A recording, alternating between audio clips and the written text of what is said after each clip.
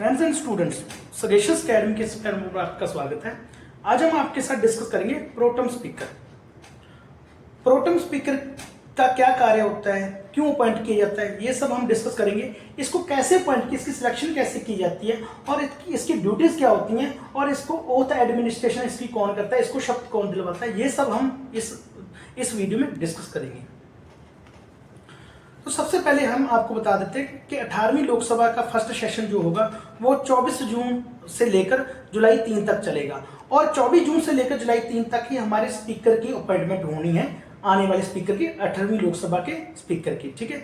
अब जो लोकसभा का स्पीकर होता है उसका क्या काम होती है, उसकी क्या ड्यूटी होती है कि जो लोकसभा की डे टू डे प्रोसीडिंग्स होती हैं उनको हैंडल करना, उनको चलाना ही काम होता है लोकसभा के स्पीकर का। हमारे 17वीं लोकसभा के स्पीकर ओम बिरला थे और 18वीं लोकसभा के स्पीकर अभी चुने जाने हैं। ठीक है। बहुत स्पेकुलेशन, वो बहुत अंदाजे लगाए जा रहे हैं कि एनडीए की जो कोलिशन पार्टीज हैं उनको ये स्पीकर की पोस्ट प्रोवाइड की जाएगी।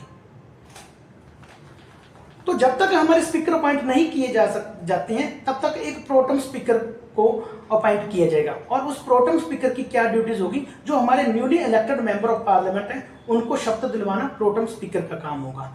26 जून को हमारे नरेंद्र मोदी जी हैं वो एक मोशन पास करेंगे स्पीकर के इलेक्शन के लिए। ठीक है। उससे पहले 26 जून से पहले हमारे प्रोटम स्पीकर अपॉइंट किए जाए। सबसे बड़ा दावा पेश किया जा रहा है, ये बोला जा रहा है कि प्रोटम स्पीकर कांग्रेस के जो के सुरेश हैं उनको बनाया जाएगा प्रोटम स्पीकर। ठीक है, 26 जून तक। ठीक है।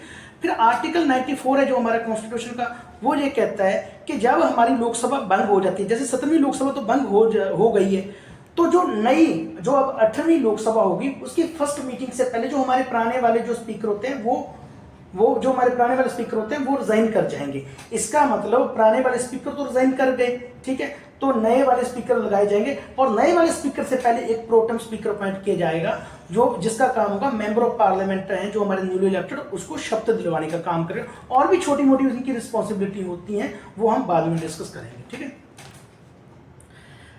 अब नई लोकसभा में क्या होगा, जो हमारे स्पीकर को इलेक्ट किया जाएगा वो सिंपल मेजोरिटी से चुना जाएगा स्पीकर को। अब अगर आपने कॉन्स्टिट्यूशन में एक पार्लियामेंट में सिंपल मेजोरिटी की टर्म पड़ी हुई, सिंपल मेजोरिटी क्या, जितने भी पर्सन यहाँ पे प्रेजेंट होंगे, जितने भी मेंबर ऑफ पार्लियामेंट वहां पे प्रेजेंट होंगे और वो वोट डाल रहे होंगे, उनका 50% मेजोरिटी होगी। मतलब 50% से थोड़ी ज्यादा वो सिंपल मेजोरिटी कहलाती है। ठीक है। और जब तक स्पीकर की सिलेक्शन नहीं हो जाती है तब तक ये जो उसकी स्पीकर की इंपॉर्टेंट ड्यूटीज होगी वो प्रोटम स्पीकर द्वारा बनाई जाएंगी, वो प्रोटम स्पीकर द्वारा वो ड्यूटी निभाई जाएंगी। अब प्रोटम का अगर हम बात करेंगे, इस प्रोटम की टर्म की बात करें तो इसका मतलब ये होता है कि फॉर द टाइम बीइंग, मतलब जब तक स्पीकर की अपॉइंटमेंट नहीं हो जाती तब तक प्रोटम स्पीकर इस पोस्ट पे टेम्पोरेरली काम करेगा। हाँ, जब हमारा स्पीकर अपॉइंट हो जाएगा सिंपल मेजोरिटी से पार्लियामेंट में 26 जून के बाद, तब इसकी ये पोस्ट, प्रोटम स्पीकर की पोस्ट खत्म हो जाएगी, ये आगे काम नहीं करेगा। ठीक है। अब कॉन्स्टिट्यूशन में हमारे कॉन्स्टिट्यूशन में प्रोटम स्पीकर की पोस्ट का जिक्र नहीं किया गया, बट जो handbook on the working of ministry of parliamentary affairs है उसमें लिखा गया है, उसमें प्रोटम स्पीकर की अपॉइंटमेंट तथा शपथ के बारे में बात की गई है।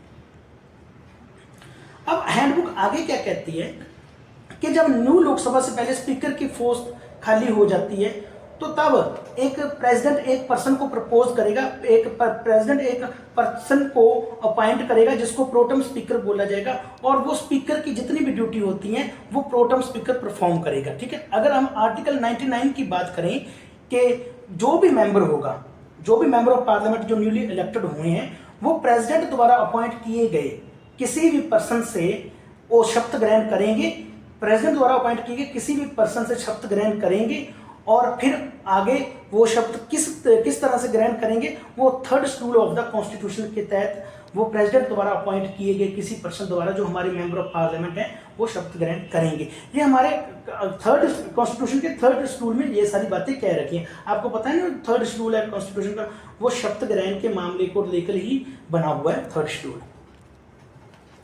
अब अगर हम बात करें जो प्रोटम स्पीकर अपॉइंट किया जाए वो सीनियर मोस्ट एमपी होता है। अगर हम ये कांग्रेस के के सुरेश की बात भी करेंगे, ये लगभग 8 बार एमपी बने हुए हैं। ठीक है। तो सीनियर मोस्ट एमपी जो होता है उसको ही प्रोटम स्पीकर बनाया जाता है। इसलिए कांग्रेस अपना दावा पेश कर रही है कि हमारे जो के सुरेश है इसको प्रोटम स्पीकर बनाया जाए।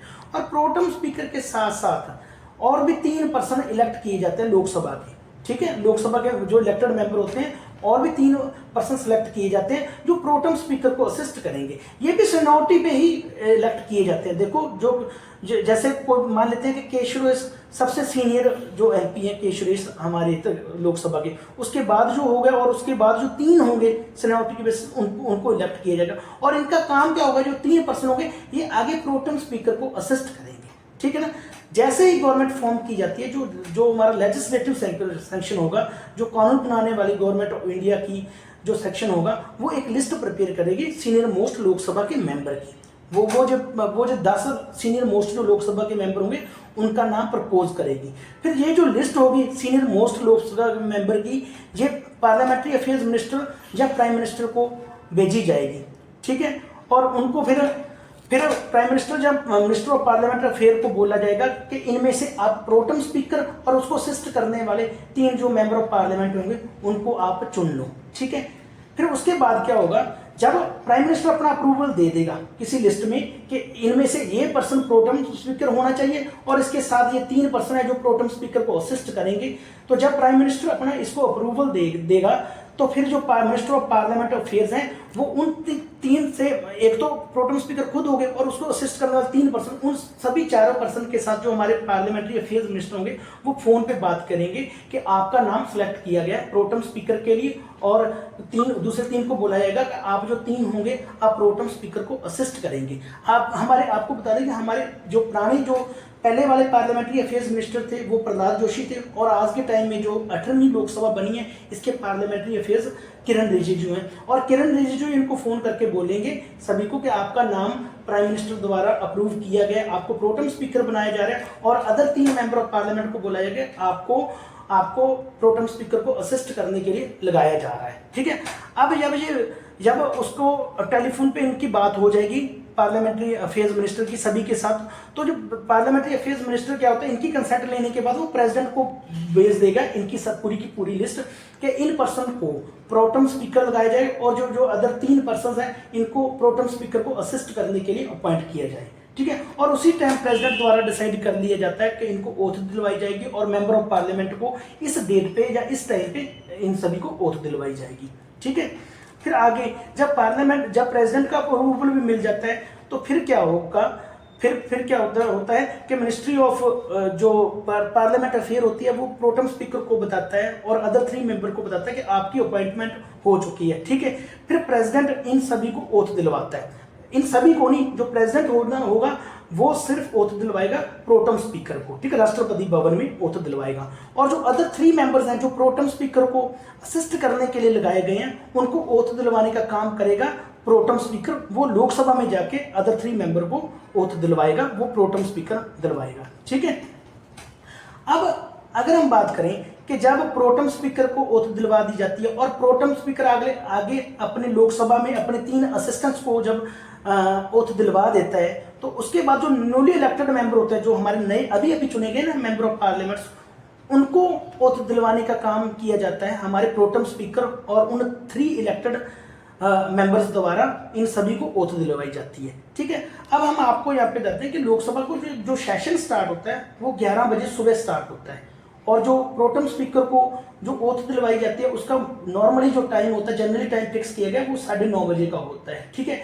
क्योंकि 11 बजे तो लोकसभा का सेशन स्टार्ट हो जाता है, तो अगर लोकसभा का सेशन स्टार्ट हो जाए तो तब वहां पे हमारे प्रोटम स्पीकर का होना जरूरी हो जाता है। तो इसलिए जो उसी दिन का टाइम रखा गया है कि 9:30 बजे जो हमारे प्रोटम स्पीकर हैं उसको ओथ दिलवाई जाएगी है। अगर प्रेसिडेंट हमारे ये फील कर रहे हैं कि 9:30 बजे का टाइम ठीक है तो 9:30 बजे उनको ओथ दिलवा दी जाती है। तो ये हमने आपके साथ डिस्कस किया कि प्रोटम स्पीकर क्या होता है और उसको असिस्ट करने वाले 3 जो डिप्टी प्रोटम स्पीकर लगाए जाते हैं उन सब के बारे में डिस्कस किया। ठीक है। आप हमारा चैनल सब्सक्राइब कीजिए और लाइक कीजिए और शेयर कीजिए। Thanks for being with us.